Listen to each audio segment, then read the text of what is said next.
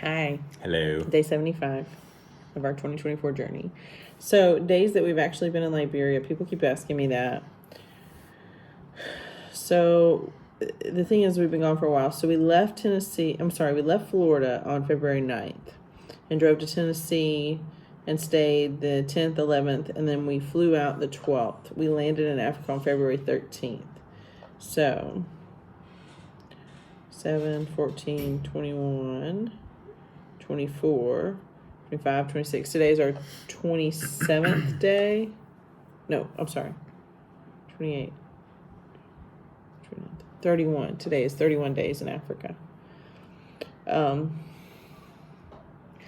So thank you, Tia. Tia's emailing us a copy of our immigration. She actually scanned it in for us and is emailing it to us.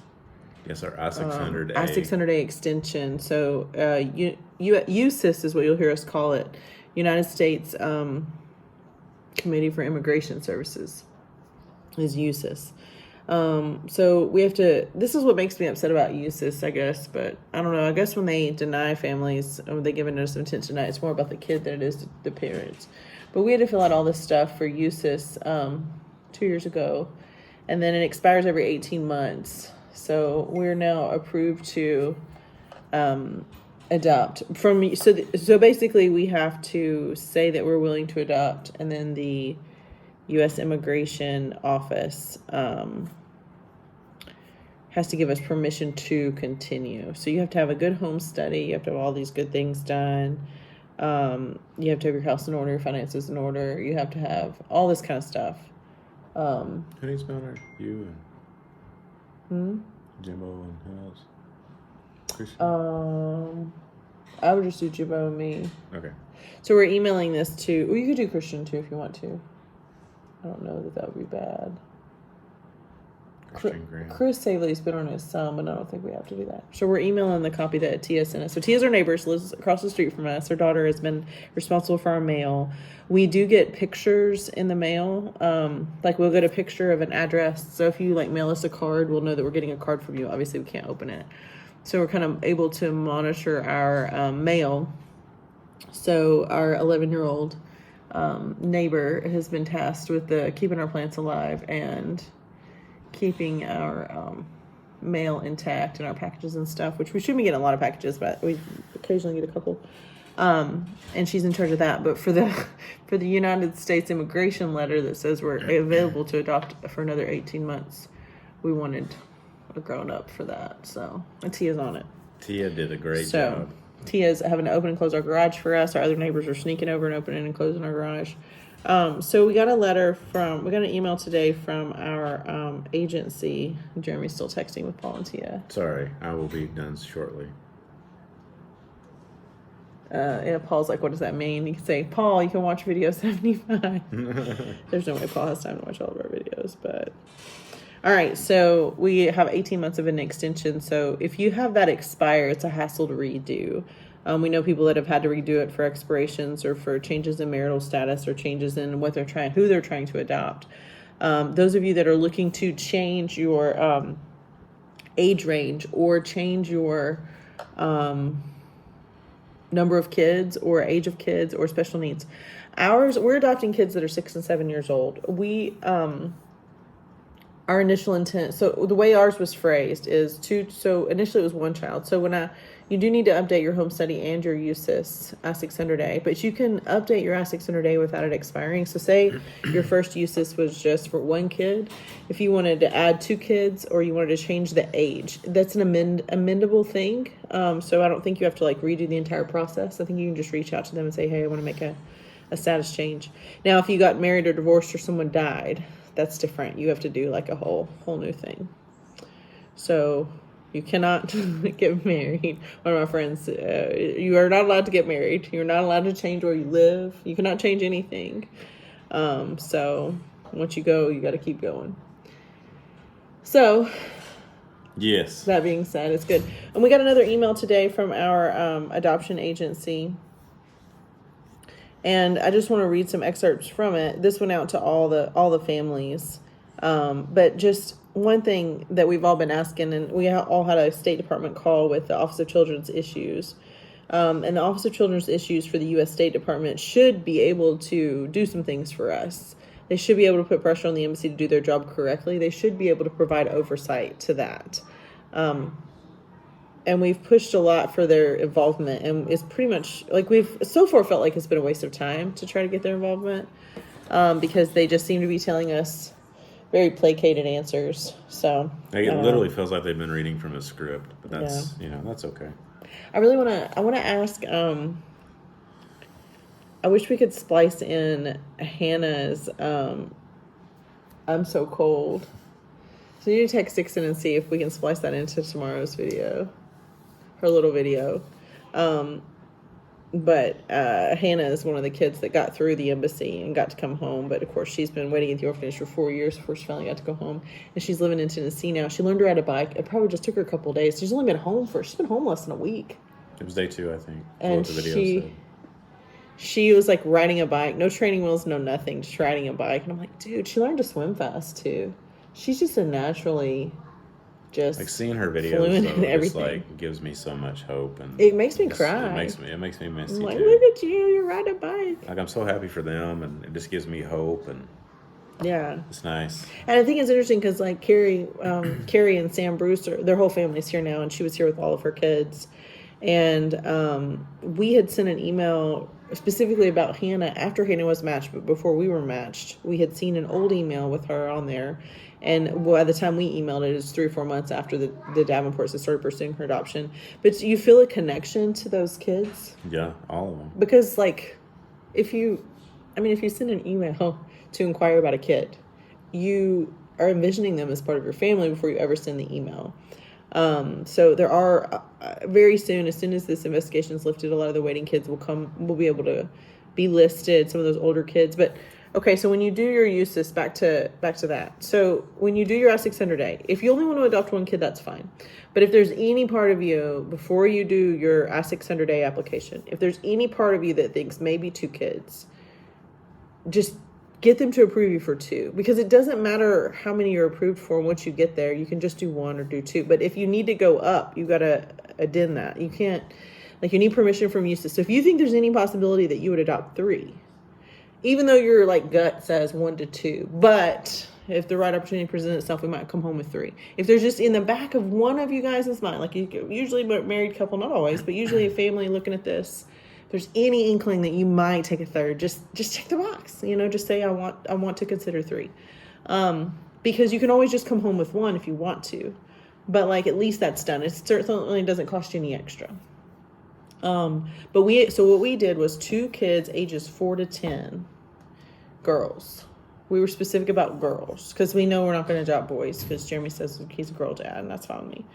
But that's what ours says. And so USIS doesn't know which girls, but they're just saying, okay, these are U.S. citizens that we think could care for these 2 kids, for 2 kids or 5 kids, whatever, however many you want to put, 4 if you want to, whatever works for you. There's not really a true discount in terms of cost for adoptive families with 1 kid or 2 kids. Like if you get sibling group or no sibling group, it doesn't matter. Like you're gonna get a little bit of a discount from the agency that's gonna help some, but in the long run, it's the same. From Liberia's standpoint, even if you're adopting twins, you're paying separate fees for each kid. And from the agency standpoint, even if you're adopting twins, you're paying fees for each kid, but the second kid, it does have a discount involved, but not much. So, and that's sometimes what people do is they start out with 2, but they can maybe only afford 1, and so then they go with 1. But do your age range is broad. So we did not intend to adopt a 10-year-old, but we had a broad age range because we don't want to go back. So say our age range had only been 0 to 5. This is the point I really want to drive home to you guys that are waiting. So if you're a waiting family, this is like, listen up. Like if you're playing this in the background and you're like, I only care about what she's saying about those waiting kids, like hear me on this. You need to do a large age range. Okay, because you don't know what's going to happen, and you don't want to get attached to a kid that's 7 right now, and your age range said 0 to 7, and that kid turns 8, and when USIS looks at your paperwork, they're like, "Well, this isn't really what you signed up for. You're not approved for this." So that's why ours says 4 to 10. Jeremy said no babies. I said fine. So 4 to 10. And I say Jeremy said that because honestly, I would adopt anybody that Jeremy lets come to our house. I don't care if they're how old they are. We're trying to honor our kids' social dynamic and birth order and their development there, but they must have extended that too because it said 4 to 7, I think. No, I changed it. We changed it to 4 to 10. Alone. When we sent, okay. we always had it 4 to 10 because we just don't know how long this process is going to be, and we don't want to have to go back and change anything. Sure. So, and that was an advisement of our home study agency too. Now, our kids are 6 and 7, and that's perfect. But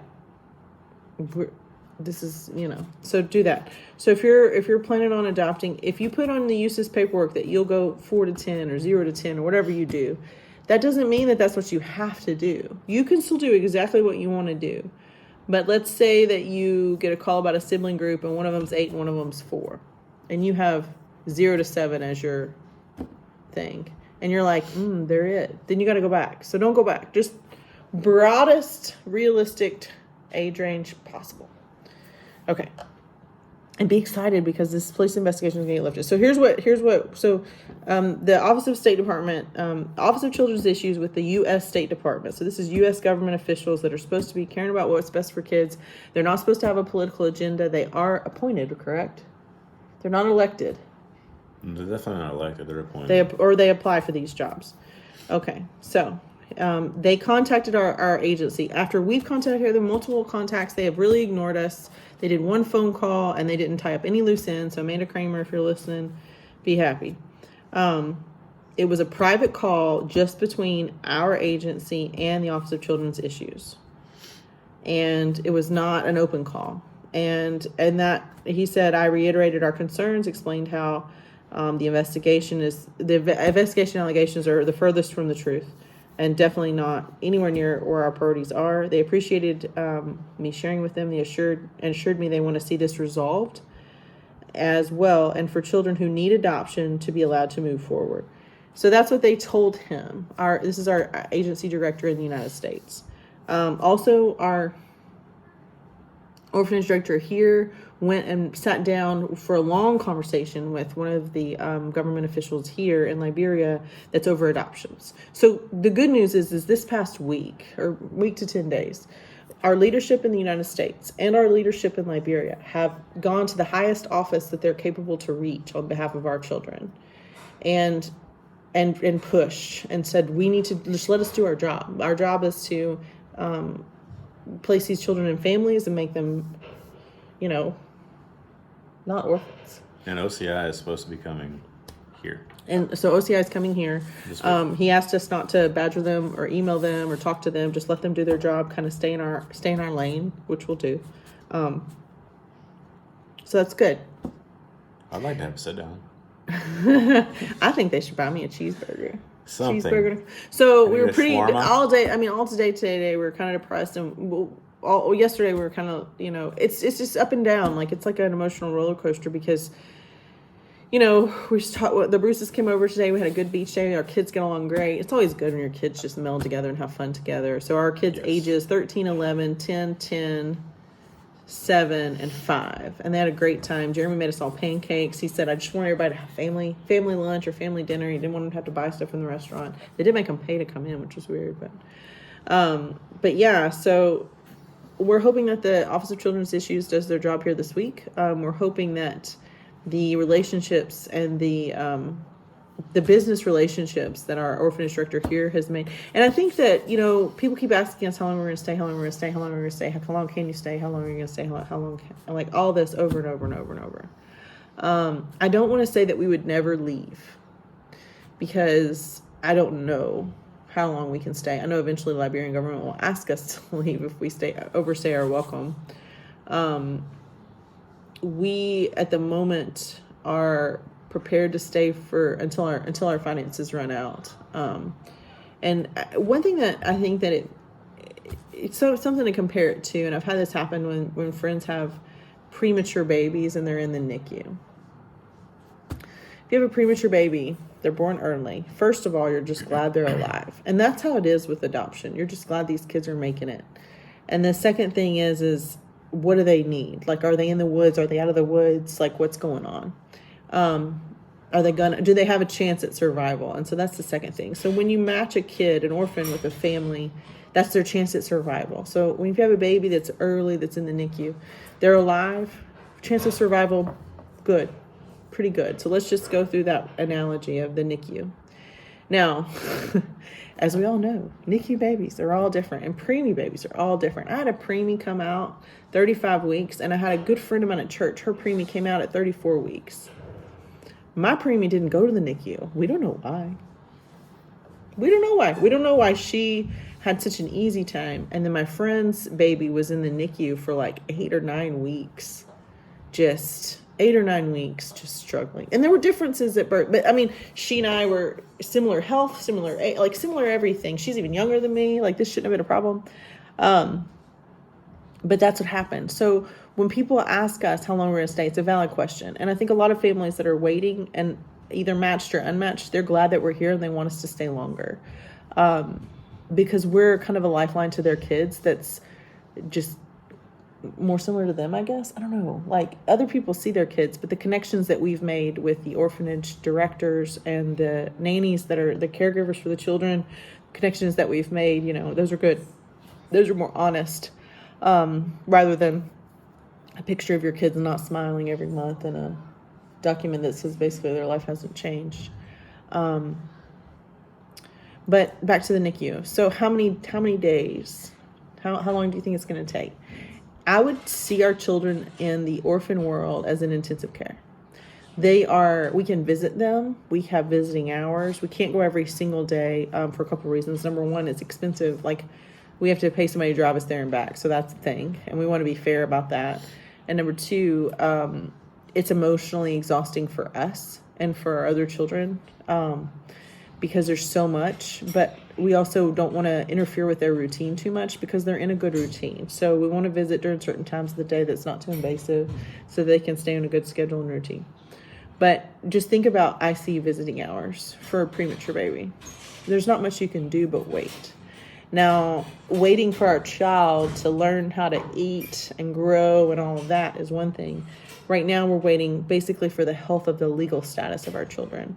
Right now, they are in pseudo chains, so to speak. Like, they're in chains. They're in the bondage of that is orphanism. And there are millions of children all over the world, hundreds of millions of children all over the world right now that are in the same captivity of orphanism because no one is able to parent them. Either their parents are dead, or they're disabled, or they cannot care for them, or they've abandoned them in some way, or they're just barely alive themselves. Who knows? But the number of kids that are orphans across the world is high. And those are kids that are in intensive need of rescue.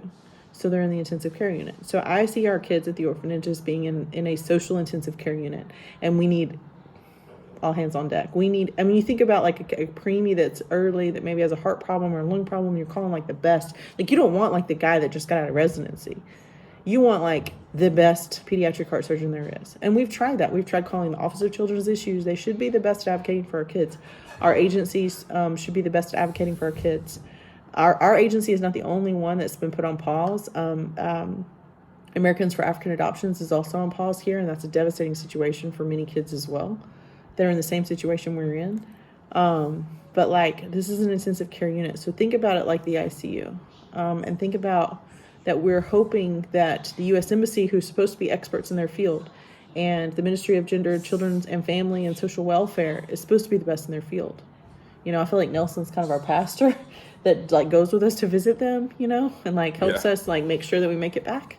It's like he's an usher for us, but it's like, I don't think you guys understand how intense it is to be here, but how rewarding it is too, I think. So we feel good that we've got our agency director in the States, our orphanage director here, putting on like the suits and going to the big meetings, like going in. And I think that our presence here puts a little added pressure. I think they would advocate for our kids either way, but I'm not sure that they would try so hard to squeeze it in. This has been a holiday week. Like, there's been 2 holidays and one day there was no internet. And so I would like to think that they would advocate just as fervently for our children, whether we're in country or not. But there is kind of that ticking dollar sign in everybody's mind is how much is Rachel and Jeremy spending today? You know, like how much money has gone out today, and how much of our personal savings are we willing to liquidate, and how much of our fundraising. We don't have access to all of our fundraising money right now. Some of it is still sitting at our agency, and some of it's still sitting in the States until we get a court date. We're doing good financially. I do appreciate, thank you to the people that sent money for shoes, and more people are asking for shoes. I'm going to ask if there's anything else. I think there's some solar batteries that would be helpful for the orphanage. We bought them an oven that plugs in, so maybe if they had a little more solar power, that would be 100% reliable. But I think the only true outcome of this week's visit will make me happy is like, you guys have done enough damage. You need to rescind your complaint from the embassy. For sure. I don't think that's going to happen. There's probably a small chance of that, but that would be the best thing, is that they just understand this. Because what's funny is, like, our agency director here has explained the situation to the higher up Ministry of Gender folks, and her thought was, it just has to be a misunderstanding. Yeah, because it is so insane that it's like, you're telling me what happened.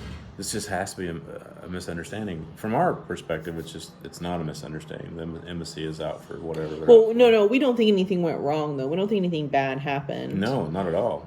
We think that these are political maneuvers that don't have anything to do with these kids and have everything to do with the American government not trusting the Liberian government and vice versa. Yeah, which is sad. So because kids are suffering because of it. So, but hopefully they can see what's happened in the error of their ways, and they'll rescind the complaint, and we won't have to wait on the police anymore. It will just be done. Yes. That would be awesome. That's the best outcome. Yeah, but keep in mind the intensive care unit. So if you were asking me as a parent, how long are you going to stay? That's like asking me how many times I'm going to visit the ICU. As long as it takes, unless I'm physically dead or unable to do it, or it's illegal for me to do so. So think about it like that, because that's kind of that's just where we are. And it's one of those things where I would have loved to have told you when I left the United States to come here that I only was going to stay for a few weeks and come back, and that I meant that, but I don't think I ever meant it. I think I had I could have meant it. I did have return tickets and flights, and I had a plan to exit. But it's just, we're too close, or we're so far, but it's unknown. We don't have a solid timeline. So we will stay as long as it takes to at least get a timeline. If we do get a timeline and they're like, okay, we're going to do this, but then we're going to do that. Now, God forbid our case gets sent to USIS after we adopt them for further investigation, because that happened. It's happened to 2 families. Of the 4 families that went through before our agency was suspended for concern for not following Liberian law, which has been proven false, basically. There were 4 families that had been adopted on the Liberia side. Now there are 4 children, 3 families. Now there are 2 families and 3 children. So yeah. So it's just hard because we have heard some rumors about why certain cases are going back to USIS, United States Central Immigration Services. But we don't know if those rumors are true. But we have heard some rumors as to why. And I gotta say too, like in the adoption world and in the orphan world, no matter what, things are lost and things are broken and things are irreparable. And that's kind of the premise of being an orphan. And I think that the U.S. government has I think the U.S. Embassy in Liberia officials have a skewed view as to what that looks like. Because all of these children do have complex stories and complicated cases, because their stories are dark. The things that have happened to them are bad. The things that could still happen to them are bad. Orphanages are not perfect. Orphanage agencies are not perfect. Adoption agencies are not perfect. Things do go wrong. Things happen that need to be repaired. But there is no need to chase things that aren't there. And so, but what we're hoping is that this whole investigation, this is going to be the thing that we talk about 10 years from now. Remember that time when it slowed down and 2 families went and more families came and the State Department came. Everybody came. And then it opened up and it was fast. Like 6 months fast. Because although the kids are safe in the orphanage, it's like an ICU. It's an understaffed ICU. There's no way to meet the emotional needs of these kids. Nope. I mean, they're trying. They're doing good. I've been very impressed with, specifically the head nanny, Esther. I've been very impressed with her knowledge of the kids, knowledge of their emotional state, knowledge of their physical state, knowledge of what they need, knowledge of their shoe sizes, knowledge of how they like their hair done, and that she keeps the sentimental things that we have mailed to our children under lock and key in a safe like storage room where nothing bad will happen to them, and she gets them out when the kids ask for them. So I've been impressed so far. But I mean, even if there were 10 of her there, it would never be enough. These kids need an actual family. So yeah, they're longing for it. I mean, you can feel it when you sit down. They just kind of surround you and soak up every bit of attention that you can give them. I want to touch on this too. The issues in Haiti have become pretty awful, and I haven't seen the news coverage, but I've heard about it. I know people through like noonday sales and stuff. I know a couple that's adopting a special needs pair from Haiti. There is a petition going around Facebook that I put in a couple of our discussion group, and if you want to sign it, but it's a petition for the U.S. Embassy that has already granted orphan status to 100 kids to expedite their exit. Just to expedite it. There's been a lot of problems with Haiti because it's just not really safe for Americans there. But the children that are in orphanages there need to get out, and they have families waiting for them. So it's an expediency process. So if there was like 1,500 signatures, they're hoping for 2,000 signatures on the petition. 20,000. I'm sorry, 1,500 when I signed it today, but I was one of the first round. So if you want to sign that, just email us or comment below or reach out to us on one of our things, and we'll make sure you get that link to advocate for the children in Haiti as well. We may try to work on getting a petition for this too if we could nail down exactly what was wrong. So It's a good idea. So you had fun making pancakes? I did. Yeah. I like to. Jeremy felt like we were having family day. I like to entertain. Yeah. Yeah. Nice. I don't like. I miss our dishwasher. I'm the dishwasher. Yeah, I tried to help you, and you were like, "No, I just want to get in the zone. in. I don't want your help." There's just not a lot of space. My middle child beat me at Tetris twice, which is sad. Our Lived like oldest the beat Tetris me. queen. Did she? Yeah. Really? Yeah. The middle child. Way to go, man. kid! You're getting smarter Played than your video old games man. today. Went to the beach. Went to the pool. Played with the rocks. Oh I gotta show my dragon. I need somebody to bring me some yarn.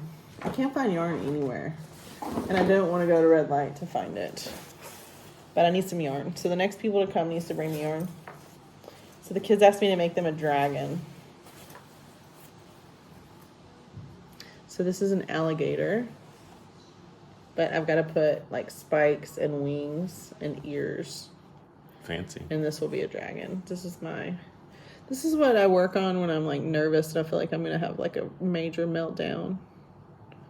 I made a little. That's really cute. You like her? I do. You didn't like her. She looked a little weird before. Jeremy's made fun of her a little I bit. have never said. You have not made fun of her with your words. I have not said. But with words. your eyes. Oh, good grief! Here we go. What's Yeah. up, bro? Yeah, so That's cool. I don't think I can make them fast enough or good enough to ever make any money from them, but I'm gonna be working on the dragon wings tonight. Nice. Well, we have internet again, which is I thought great. Jeremy was gonna die when we couldn't watch Netflix last night. It's like the way he decompresses from the day. Thankfully, we had downloaded some old Friends episodes. We could watch that on the computer, Yeah. on the iPad. Yeah, from like before. Yeah. So. Yeah. Yeah. I don't know what else to say. I think it's a good stopping point. Yeah. I'm going to work on the solar batteries things. I'm going to ask him about solar batteries to kind of expand that electrical. Well, it would only, I mean, if they have enough power, they won't really expand it. They don't run them at the same time. That's why they have the diverter switch. They run it either solar or they run electrical. Yeah, but if they had more batteries, they would not need the current at all. If they had more solar batteries, they could run completely off solar. And if ever they leave that home and go to a different home, like a larger one with kind of a bigger playground area, they can just take the solar batteries. Okay. I'd asked Albert about that before. And just so many people have offered to give money for the oven or the shoes, but since that's kind of tapped out, I'm going to look into the solar batteries when I talk to him next. I haven't seen Albert myself in a while. No, it's been a while. He does check on us a lot. Yes. We got one of the either kids through himself or through Nelson. Yeah, we're gonna help him figure out how to get one of the kids' glasses too. Yes. And the kids, I think, needs glasses. Probably a lot of them do. Yes. All right. Anything else? Not for me. Did you have a good day? Yeah, it's good. Feeling good about things? We'll see. Only time will tell. Let's hope for a good week. Well, no, feeling good about things right now. Oh, sure. Okay. Resend the request. We'll start a chant. What does that even mean? It's for the embassy. We need to work on your tagline because that didn't even make sense to me. Resend. Rescind. Print a retraction. Retract. Retract your criticism. Rescind it. It's factually false. Love you. Love you too.